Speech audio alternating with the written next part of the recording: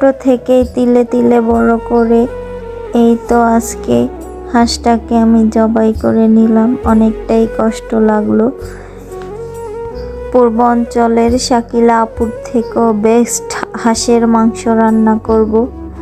একদম নিজেদের ঘরের তৈরি হাঁস, একদম তেলতেলে। আর দেখো কি সুন্দর করে আমি পরিষ্কার করে নিতেছিলাম হাঁসটাকে। এই হাঁসটাকে কিন্তু আমি পুড়ে ভালো মতো তারপর আবারও ক্লিন করে তারপরে কেটে নেব। এই তো আমি কিন্তু পুড়ে নিয়ে আসছি আলহামদুলিল্লাহ, একদম পরিষ্কার করে। এখন যাই ছোট ছোট ময়লা আছে এগুলো আমি বেছে নেব। যত কষ্টই হোক না কেন হাঁস পরিষ্কার করতে, কিন্তু এই শীতে হাঁস খেতেই হবে। আমার এত ফেভারিট যা বলার বাহিরে। এই তো পুড়ে নেওয়ার পর কয়েকটা পশম ছিল, এগুলো আমি একদম ভিতর থেকে ক্লিন করে নিয়ে আসতেছি।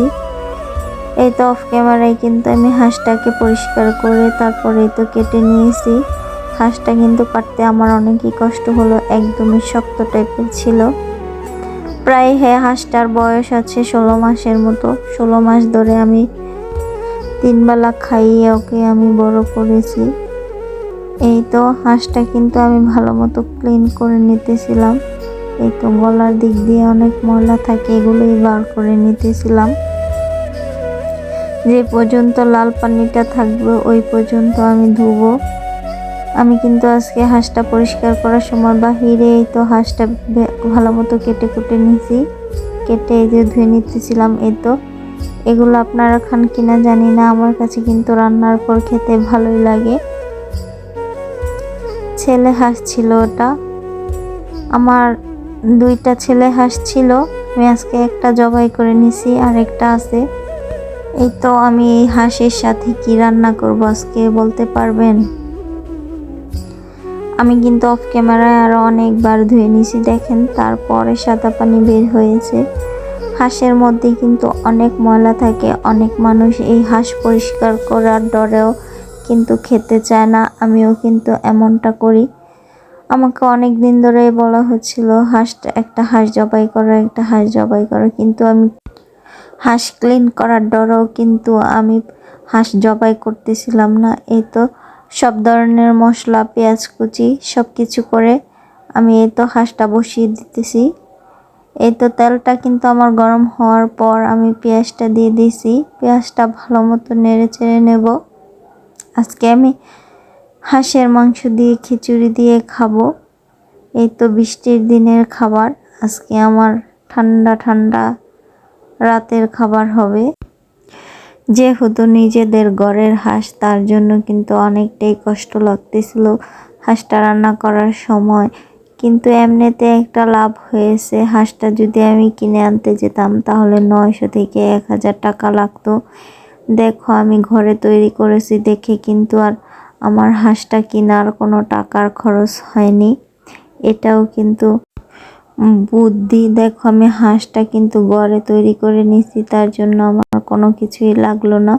হাঁসটা আমি খেতে পারতেছি। এখানে আদা রসুনটা আমি ব্লেন্ড করে নিছি, প্রায় অনেকটা পরিমাণে আদা রসুন দিয়ে দিব, তাহলে হাঁসের গন্ধটা বেশি একটা আসবে না।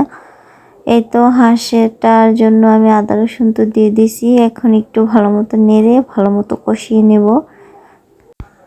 এই তো লাল লাল হাঁসের মাংস কষা রান্না বসিয়ে দিয়েছি। পূর্বাঞ্চলের শাকিলা আপুর থেকেও বেস্ট রান্না হবে আমার এই হাঁসের মাংস রান্নাটা। যদি বিশ্বাস না হয় আমার বাড়িতে আসেন, আমি সবাইকে এই হাঁসের মাংসটা রান্না করে খাইয়ে দেব। আল্লাহর রহমতে কিন্তু আমার হাঁস কিনা লাগবে না। ভিডিওর কোনো কথাই বলতেছিলাম না। পেঁয়াজ মশলাটা একটু লাল হওয়ার পর আদা রসুন বাটাটা দিয়ে দিছি। আদা রসুন বাটাটা একটু ভালো মতো কষিয়ে হালকা পানি দিয়ে হলুদ মরিচ জিরা ফাঁকি এগুলা দিয়ে দিছি। এগুলা দিয়ে ভালো মতো কষিয়ে নেব। যে পর্যন্ত তেলটা ভেসে না ওঠে ওই পর্যন্ত কষিয়ে নেব। দেখো আমার তেলটা কিন্তু ভেসে উঠেছে, আমি হাঁসের মাংসটা দিয়ে দিলাম। এই তো আমি পুরোটা হাঁস কিন্তু রান্না করলাম না, আমার কিছুটা রাখা হয়েছে, এগুলো আরেকদিন রান্না করে দেব। কিন্তু আমি বেশিরভাগ মাংসটুকুই নিয়ে নিছি, সলিড মাংসগুলো বেশি নিয়ে নিছি। হাত পাখা গলা এগুলো আমি রেখে দিয়েছি, পরে একদিন রান্না করে দেব।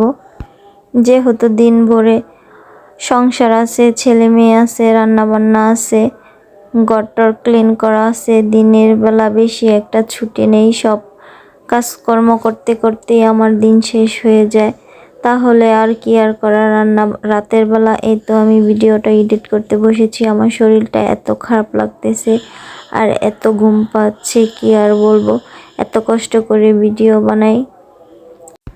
আপুরা এবং ভাইয়েরা, আমার ভিডিওটা দেখতে দেখতে যদি এ পর্যন্ত এসে থাকেন তাহলে আমার চ্যানেলটি সাবস্ক্রাইব করে আমার পাশে থাকবেন, বেল নোটিফিকেশনটা অন করে রাখবেন, তাহলে ভিডিও ছাড়ার সঙ্গে সঙ্গেই আপনাদের মাঝে পৌঁছে যাবে ইনশাআল্লাহ। যারা এই কাজগুলো করে দিয়েছেন তাদেরকে অসংখ্য অসংখ্য ধন্যবাদ। প্রায় 1 বছর পর এই তো আলু দিয়ে হাঁসের মাংসটা ভুনা করতেছিলাম। এই দিক দিয়ে কিন্তু আমার রান্নাটা দারুণ হয়েছিল। খাওয়ার পরে কিন্তু বয়সটা দিতেছিলাম। এত পরিমাণে তেল যা বলারও বাহিরে। দেখো তেল কিভাবে বেশি উঠে ফুটতেছে রান্নার মধ্যে, দেখতেই পারতেছো তোমরা, এত পরিমাণে তেল উঠছে যা বলারও বাহিরে। প্রায় 1 বছর পর হাঁসটা কিন্তু রান্না করলাম। মাশাল্লাহ মাশাল্লাহ, আবারও বলতেছি অনেক মজার ছিল হাঁসটা। দীর্ঘ 50 মিনিট পর আমার হাঁসটা কষানো হলো। এই তো নতুন ছোট ছোট আলু দিয়ে আমি হাঁসটা ভুনা করতেছিলাম। আলুগুলা কিন্তু আমি অনেকক্ষণ লাগিয়ে পরিষ্কার করে ভালো মতো 2-1 বার ধুয়ে নিছি। ধুয়ে আমি কিছুক্ষণ আলুটাকে দিয়েও কষিয়ে হালকা পরিমাণ জল দিয়ে দেব। ওই সময়ের ক্লিপটা আমি আর নিতে পারিনি, আমার ছেলেটা অনেক কান্না করতেছিল।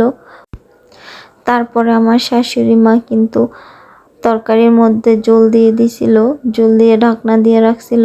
এই তো অনেকক্ষণ পর কিন্তু আমি ফিরে আসলাম। এই তো এই দিক দিয়ে প্রায় আমার 1 ঘন্টার মতো কিন্তু জল দিয়ে জালটা ফুটিয়ে নিছি। অনেকক্ষণ পর রান্নাটা কমপ্লিট হয়েছে। লাস্টে আমি জিরা গুঁড়ি দিয়ে এই তো ঢাকনাটা কিন্তু অফ করে রাখছিলাম। এই তো দেখো ফাইনাল লুক আমার তরকারির। মাশাল্লাহ অনেক সুন্দর হয়েছে। তরকারির কালারটা দেখো, কি পরিমাণ তেল ভেসে উঠেছে। নিজেদের ঘরের হাঁস রান্না করলাম। এই তো এদিক দিয়ে কিন্তু হাঁস দিয়ে আমি খিচুড়ি দিয়ে খাবো। আমার খিচুড়িটাও প্রায় কমপ্লিট হয়ে গেছে। এই তো আমি ধনেপাতা তারপরে হচ্ছে কাঁচামরিচ দিয়ে দিছিলাম। লাস্টে আমি একটুখানি ঘি দিয়ে দিলাম। ঘি দিয়ে আমি ভালো মতো নেড়ে চেড়ে নিতেছি। হাঁসটা দিয়ে কিন্তু এই খিচুড়ি দিয়েই খাওয়া হবে। এই তো বয়স দেওয়ার সময় কিন্তু আমার জিভে জল এসে পড়েছে। দেখো হাঁসটা যেমন মজা হয়েছিল, খিচুড়িটাও কিন্তু তেমনই মজা হয়েছিল। রাতের বেলা খিচুড়িটা খেয়ে কিন্তু আমাদের হাঁসের মাংসটা অনেকটাই রয়ে গেছিল। তারপর আমি রাতের দিক দিয়ে কিছুটা চাউল ভিজিয়ে রাখছিলাম সকালে নাস্তা করার জন্য। এ তো আমি হাঁসের মাংস দিয়ে সকাল সকালেই তো চিতই পিঠা বানিয়ে নিতেছি। সকালেই তো চিতই পিঠে দিয়ে হাঁসের মাংস খাবো। ভিডিওটা দেখতে দেখতে আমি লাস্ট পর্যায়ে চলে এসেছি। আজকের মতো ভিডিওটা এই পর্যন্তই। আল্লাহ হাফেজ, টাটা, আসসালামু আলাইকুম আপু এবং ভাইয়ারা।